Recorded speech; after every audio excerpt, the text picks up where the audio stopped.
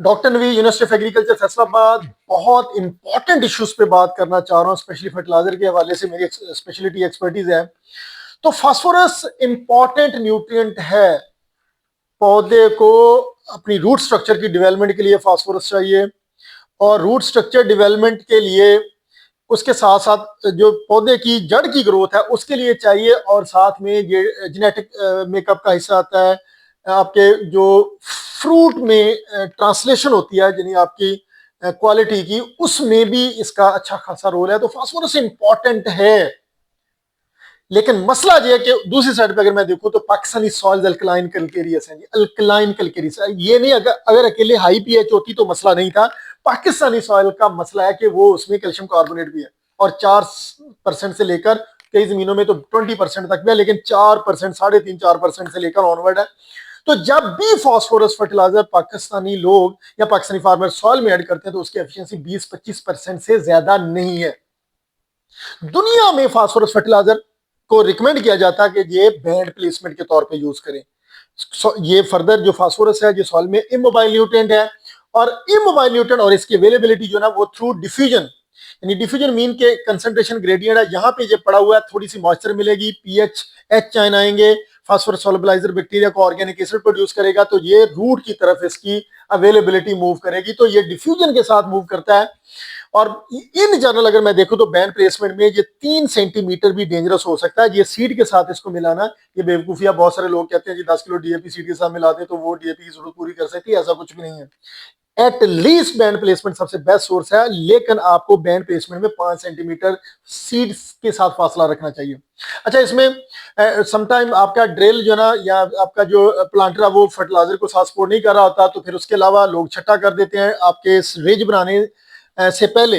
ये ज्यादा deep in soil में जानी चाहिए, या फिर इसको केरा कर दिया जाता है। लेकिन ये बहुत जरूरी, अगर फास्फोरस की इन्वेंशन होती, इसकी इंपॉर्टेंस जितनी है कि दुनिया की 1/4 आबादी भूख से मर जाती, इतना इंपॉर्टेंट है। दूसरा इंपॉर्टेंट न्यूट्रिएंट है, पौधे को बल्क में चाहिए।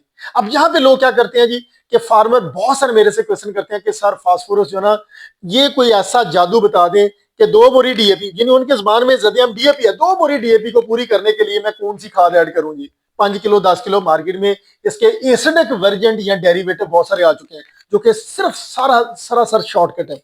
और याद रखें, शॉर्टकट जो है ना वो हिडन डिग्रेडर है सॉइल्स के लिए। इसमें यूरिया फॉस्फेट मार्केट में आ चुका है, एमएपी आ चुकी है 25 किलो वाली, जो कि साल्ट ग्रेड है, साल्ट टाइप है, और उसकी पीएच लो है, और वो सोर्स फास्फोरस का अच्छा है, लेकिन सॉइल के लिए वो डेंजरस है क्योंकि उसमें एसिड की जो कंसंट्रेशन है वो काफी ज्यादा, और उसको प्रॉपरली जैसे डीएपी में अमोनिया एनहाइड्रस अमोनिया के साथ न्यूट्रलाइज किया जाता, वो एमएपी में नहीं न्यूट्रलाइज किया जाता।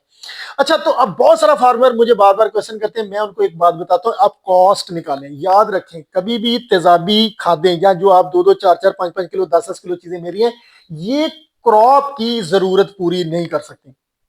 आपको मेज को 2 बोरी डीएपी चाहिए, 40 से 45 किलो 46 किलो फास्फोरस चाहिए। तो ये कैसे हो सकता है कि कोई डीलर आपको या कोई बंदा आपको ये कह दे जी कि ये 10 किलो वाली ये तेजाबी खाद ले जाएं, 2 किलो वाली 5 किलो वाली ले दें, इसको 200 प्लेट में डाल दें तो आपकी फास्फोरस की जरूरत पूरी हो जाएगी? ये कभी भी नहीं हो सकता।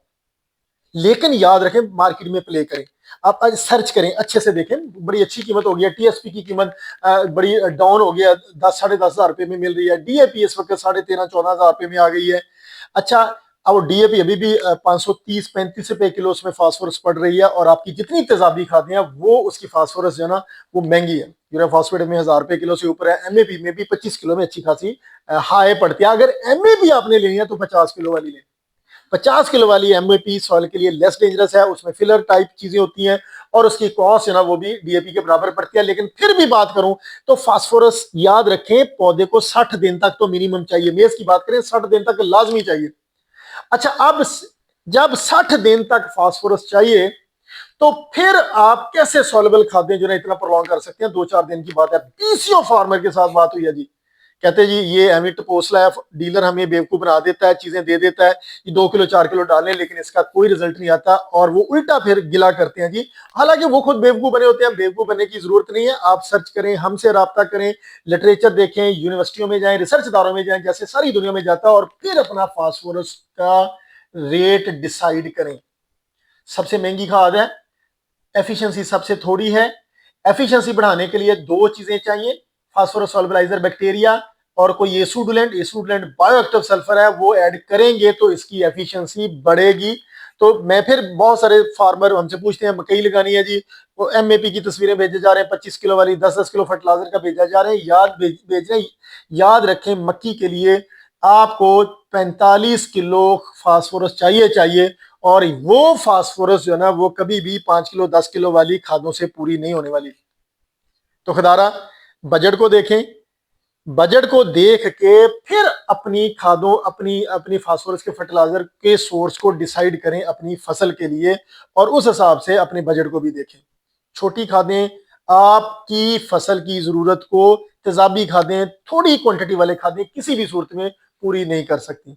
तो हम हाजिर हैं जी, आप हमसे डिस्कस कर सकते हैं, मशवरा ले सकते हैं। बहुत सारे रिसर्च अदारे काम करें, आप उनसे भी मशवरा ले सकते हैं, डिस्कस कर सकते हैं। Thank you very much.